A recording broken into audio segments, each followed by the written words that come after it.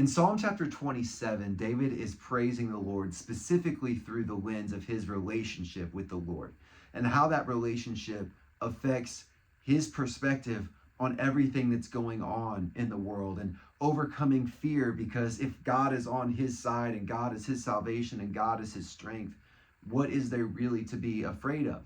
And when he gets to verse 4 of chapter 27, this is what he says: "One thing have I desired of the Lord, that I will seek after, that I may dwell in the house of the Lord all the days of my life, to behold the beauty of the Lord and to inquire in his temple." And it's such a simple verse on the surface, but when you think about it in the context of what he's saying, with everything that's going on in the world and everything there might be out there to be afraid of, and every enemy out there that might be a threat to him, there's one thing that he seeks more than anything else. It's to dwell in the house of the Lord as often as he can, and to seek him and to see his beauty, and to have conversations in his temple. The thing that David wanted most in the face of a world full of threats was just to seek the Lord.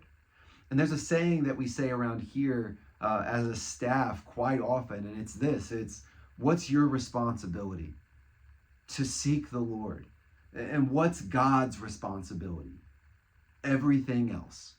And while that might seem simplistic to you, it's true that at its most basic foundational level, David knew this.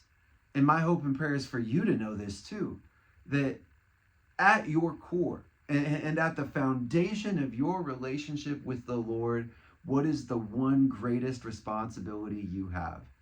It's to seek God, to seek him, to talk about him, to ask questions about him, to seek his face, his beauty, to understand who he is and what he's doing, to be in his presence, in his house as often as you can. And I think it's an interesting thought of why, when you think about David being surrounded by enemies and he's thinking about the things that he could be afraid of, he comes back to the idea that the thing I'm seeking the most is the presence of God.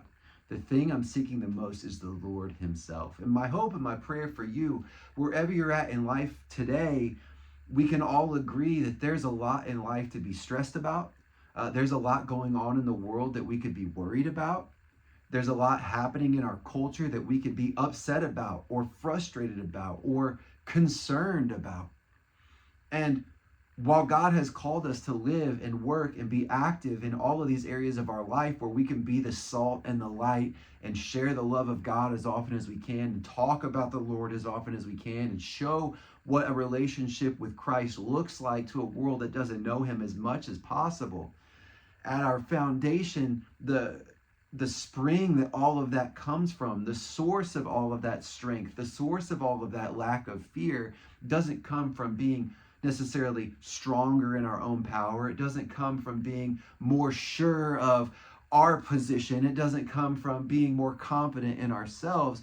The source of all of that confidence, the source of our lack of fear, the source of our comfort in a world that is uncomfortable, comes from seeking God himself over everything. So my hope and my encouragement for you tonight, church, is that when you're faced with a world, a culture, a situation that would cause you to be upset, uncomfortable, worried, or afraid, that the thing you would seek most is God himself.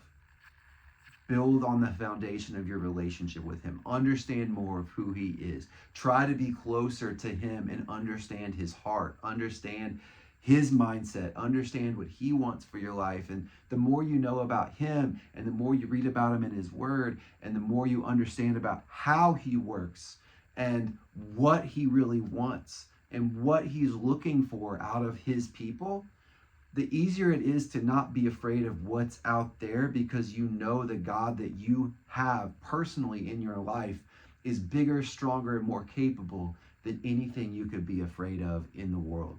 So I hope that that'll bring you comfort today. I hope that that'll be an encouragement to you today.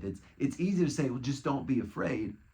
But it's harder to actually do the part that makes you not afraid. And that's ignoring sometimes the threat and coming back to the heart of, what do I want most? I want the Lord. I want Jesus and my relationship with him to be the thing that my life is built on. And if we come back to that as often as possible, that is the foundation of our life, we'll find ourselves much more easily not being afraid of what's out there, because we know on a deep personal level who is with me, and that's the God of the universe, the creator of everything, and the Lord of hosts. So if he is our salvation, if he is our strength, what do we have to be afraid of? And of course the answer is nothing. He's bigger than all of it. So I hope that's an encouragement to you tonight. I want to ask you to be in prayer for a few things this week. Pray for Pastor Chris, his family. They're taking some time away this week to rest and recharge. So we're praying for them, that God would keep them safe in their travels and give them chances to rest. Be praying for Bryson as he is sharing the word of God with 3rd through 6th graders out in Missouri this week. Pray that God would be with him, that God would use him and his sharing of the word to lead kids to a relationship with Jesus, and that he'd be kept safe and have an efficient travel back home to us before we get to this weekend. And be praying for our missionary to the military, Dave Mason, his family. His father went home to be with the Lord recently, and we just want to pray for him and comfort for him and his family during this time as they are making arrangements and getting together to celebrate Dave's father's life together. So be praying for them this week, and for all of our missionaries, all of our members of the military who are serving, especially those who are deployed right now. Pray that the Lord will use them, keep them safe, encourage them, and comfort them in their times of stress and trouble. But just keep praying that God would use us. God would use you to reach a world that needs Jesus, just by doing the simple things of living out your relationship with Christ well. I'm praying for you. You keep praying for us, and together we'll be the church in our community. So for now, let's go to the Lord in prayer.